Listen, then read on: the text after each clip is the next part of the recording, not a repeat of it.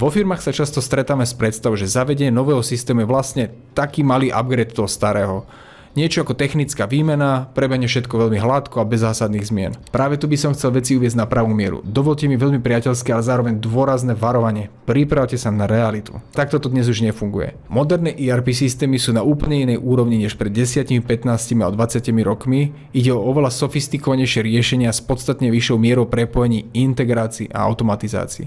Nejde len evidenciu údajov, ide o nástroje, ktoré prepojujú celé firmy, automatizujú procesy a umožňujú rozhodovanie pre jednotlivcov ako aj manažmentu. Ak teda vymieňate systém, ktorý bol vo firme posledných 10, 20 alebo dajme tomu 30 rokov, nečaká vás len výmena softvéru. Čaká vás zmena prístupu, zmena procesov a často aj zmena manažerskej logiky fungovania celej spoločnosti. Rovnako sa pripravte na zmenu v oblasti cenovej politiky. Kým v minulosti ste si kupovali systém za jednorazovú platbu alebo tzv. Licenciu na on-premise, dnes sa väčšina riešení presúva do cloudu a funguje formou prenájmu ako software as a service. A to má priamy dopad na vašu cenotvorbu, náklady a plánovanie rozpočtu.